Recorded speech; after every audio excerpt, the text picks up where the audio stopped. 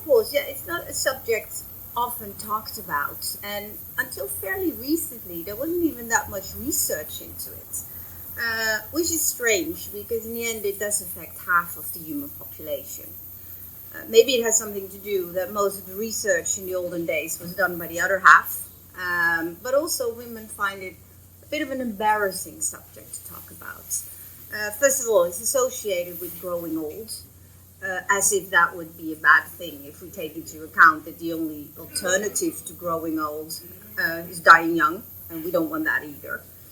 But basically, what it does, it signifies the end of a woman's fertile cycle.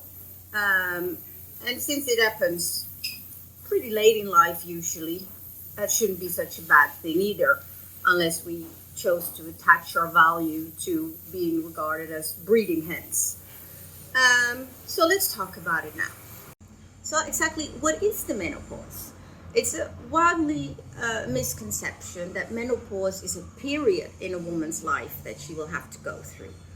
That's not the case. The menopause is a moment, and it signified the end of the ability to reproduce. Now, it's basically, in that sense, it's the opposite to the start of your menstrual cycle, which is the beginning of your ability to reproduce. Menopause is actually defined at the last menstrual period that a woman has. Now, obviously, you cannot determine that, which one that it's going to be. So we have agreed that we set that last menstrual period at 1 year after. So if 1 year you haven't had a period, then we know that was your last period, menstrual period, and that's what we call the menopause. Now, how the cycle works, the female cycle is mainly determined by two hormones, namely the estrogen and progesterone. I guess we all heard about them. And to say it in a bit of a simplified matter, the estrogen is your build-up hormone for the female cycle, and the progesterone, the breakdown. So in the beginning of your cycle, your estrogen will rise, which will prepare you for a pregnancy. So the estrogen goes up, it makes the inner lining of your womb nice and fluffy, in case in the middle of the cycle you will have your ovulation, when one of the eggs jumps out of your ovary. And when that gets fertilized, it's got a nice prepared fluffy wound to receive it. However, if you do not get pregnant, then the progesterone kicks in, and the progesterone is the breakdown. So it breaks down the line, which you expel, which is a menstrual period. So roughly, very simplified, that's how it works. Now, when your menopause starts, and that can vary wildly, it's very different with women. It usually starts in average when you're in your early 50s.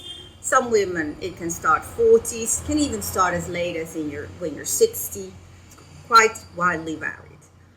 It means that you do not have fertilizable eggs anymore, basically. And these two hormones will both decline. You will start producing less and less of them. So this period in which your hormone levels start to decline is not called the menopause, as I just explained, but this is what we call the perimenopause. So that is the period leading up to your menopause. That doesn't go smoothly, and for some women less smoothly than for others. The hormones go a bit topsy-turvy. So you will notice that your periods become a bit more irregular, sometimes even heavier, which surprises a lot of women. And the symptomatology varies a lot. Well, most people have heard about the hot flushes. Some people do get them, some people don't. A hot flush only affects the upper part of the body, so you get like sort of a heat wave going, breakout in sweat, and a lot of women find that very unpleasant. Also, you can get mood disturbances because especially the hormone estrogen plays quite a part in how happy we feel. It does play a role in the produce of another hormone called serotonin, which is also known as the happy hormone. Women can experience sleeping problems that can be due to the hot flushes, but also due to mood swings. And estrogen is also both of them actually. Progesterone is an important hormone to make you feel sleepy so that you fall asleep. And estrogen plays a role in what we call the rapid eye movement phase of your sleep. It's when you dream, which is also very important. So there's also a hormonal direct reason why women experience sleeplessness. And since obviously nature's purpose of this whole cycle and these two hormones is reproduction, it will also can also influence that. A lot of women experience a lack of libido, vaginal dryness. It is also can make sex very uncomfortable.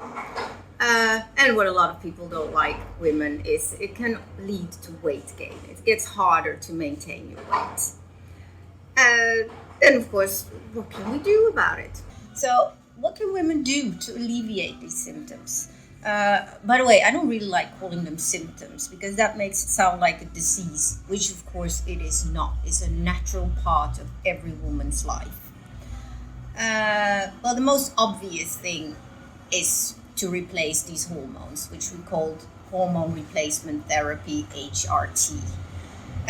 It works, but there are also a couple of disadvantages, risks to it. The most important risk, it does not much, but it does enhance the risk of a woman getting breast cancer. Now, I cannot stress this enough. That is something, whether you take HRT or not, that every woman should be aware of and have it regularly checked. Because even if you do not take HRT, the risk of getting breast cancer is 1 in 7 women. Yeah, so 1 in 7 women will get breast cancer. Another risk attached to hormone replacement therapy is the development of blood clots. So that's also something you need to be aware of. But if you suffer badly from the side effects, let's call it side effects from menopause, then by all means talk to your doctor. It may be something for you. There are also natural supplements, mainly soy products. It has never really been proven if they work or not. But then again, as I said in the beginning, not enough research has been done into this subject. But a lot of women find relief from them. So by all means, if you wish to go through your menopause in a more natural way, but still feel you need a little help, by all means, try them. You can just buy them over the counter. The hot flushes, they're a nuisance. They're not dangerous, of course, but it's not very pleasant. They affect your upper body mostly, and it's not very pleasant. You're sitting in a restaurant, and suddenly you get a hot wave and you start sweating. It's important to wear, when you suffer a lot from that, wear loose clothing, preferably made of natural fabrics, like cotton and linen, and not too much synthetic. Smoking affects that, which obviously as a doctor I think you should stop anyway. Spicy food makes it worse. I'm not going to tell people not to drink any alcohol, but moderation is always good. So there are a couple of things you can do to influence that. Some women get sweat in their face, which is very unpleasant. And a new method, some women benefit from Botox injections around the hairline to stop the sweat from pouring. But as I said, that's fairly new. And if that's a problem for you, talk to your doctor, because your doctor will be more than happy to talk about this subject. Sleeplessness, that's a problem, of course. Try and get sleep. You could get into yoga. You could get into meditation, which is good for everybody anyway. Just think, you've reached an age where you've got more time to invest in yourself, and you have time to do sports. A lot of women find the fact, we call it the menopausal muffin, which is not very nice, but a lot of women gain weight in menopause, especially around the waistline. It's up to you if you think that is a problem. It isn't really. But if you invest more time in living healthily, do some more sports, take care of yourself, yoga, join some classes, you get time. If you don't want to join classes, you can get this online nowadays.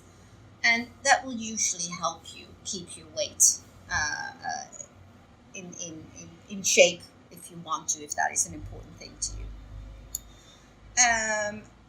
if you get real bad mood swings, as I said earlier, it's a hormone called serotonin that is mostly influenced by the lack of estrogen. And there are tablets to help you maintain your natural serotonin level. That's just a problem. Please talk to your GP. It's very important that you feel free to do so, because for us doctors, it is not a subject that we need to avoid. Vaginal dryness, obviously, you can buy gels. These are reasonably simple to solve. So for all these, by lack of a better word, symptoms, there are solutions. Yeah, so it's basically the most important is don't see it as a negative thing. Be glad that you were able to reach that age for starters, and you got a lot of advantages as well. You never have to have premenstrual syndromes anymore. You don't have to have periods. You don't have to worry about pregnancy. It is actually a time in your life when you can start embracing and investing more time.